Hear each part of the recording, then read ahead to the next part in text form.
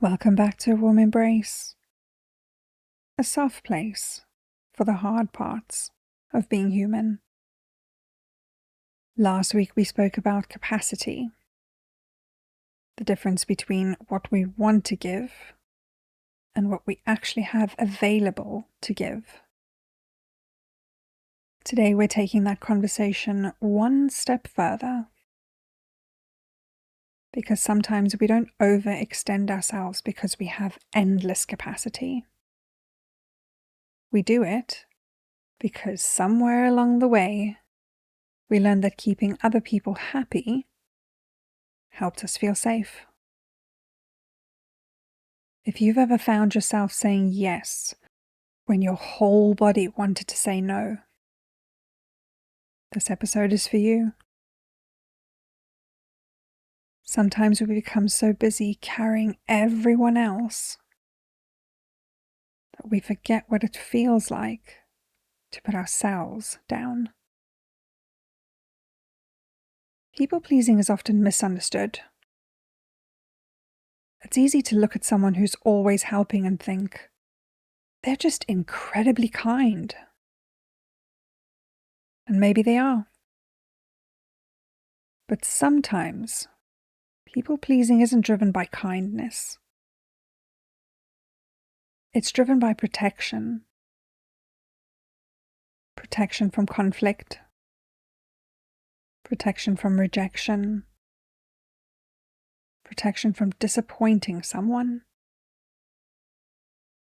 It's not always about making other people happy. Sometimes, it's about making ourselves feel safe.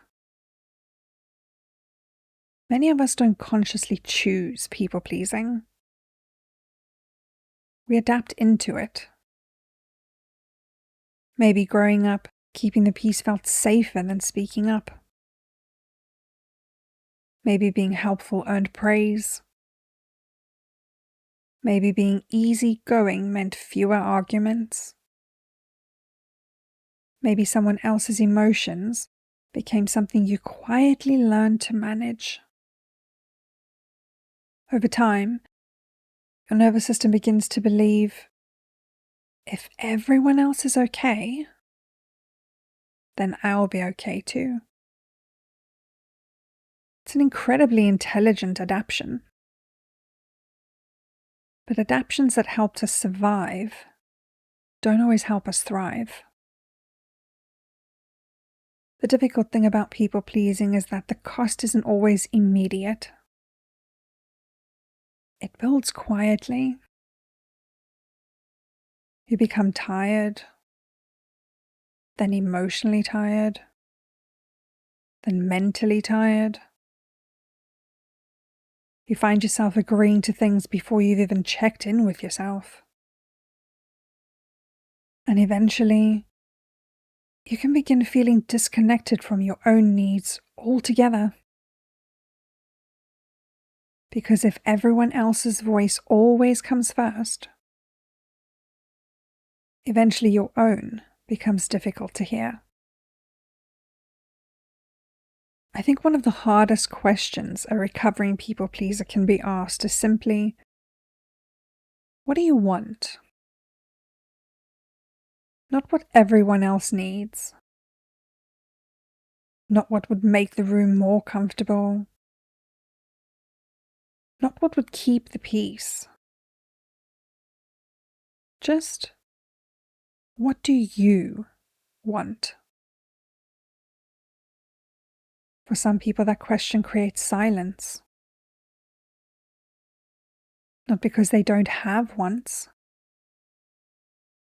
because they've become so used to putting those wants aside, they've stopped checking in with them.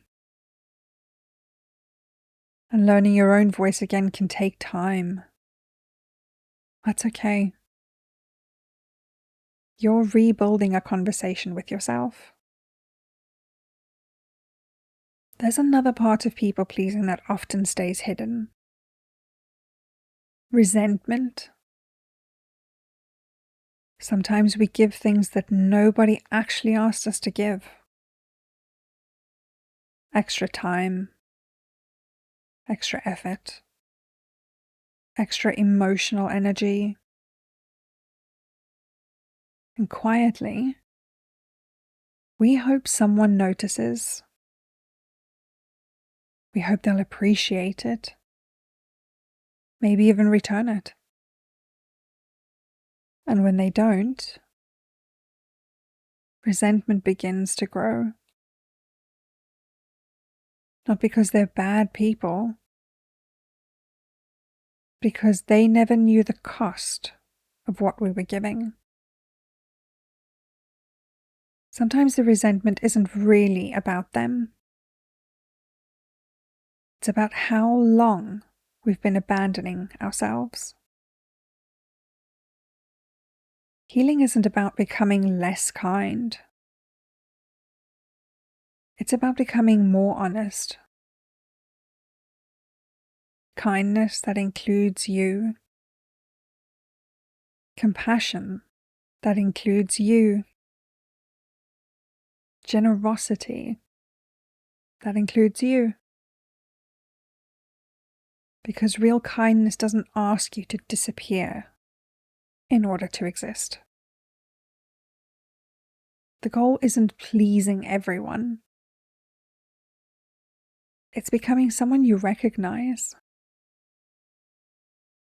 Someone whose kindness comes from choice, not fear. Let's pause here for a moment. When was the last time you asked yourself what you wanted before you asked what everyone else needed? And what might change if your own needs became part of the conversation instead of the last thing you considered? If honesty once led to conflict, disappointment, or rejection, your nervous system may still believe that keeping everyone happy is the safest option. So when you begin speaking more honestly, it can feel uncomfortable. Not because you're doing something wrong, because your system is learning that authenticity can be safe too.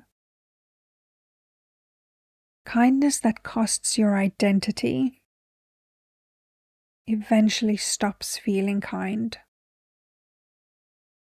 The healthiest version of you isn't the one who says yes to everything. It's the one who can say yes without saying no to themselves. You deserve the same kindness, patience, and care that you've spent so long giving away to everyone else. Thank you for listening to A Warm Embrace.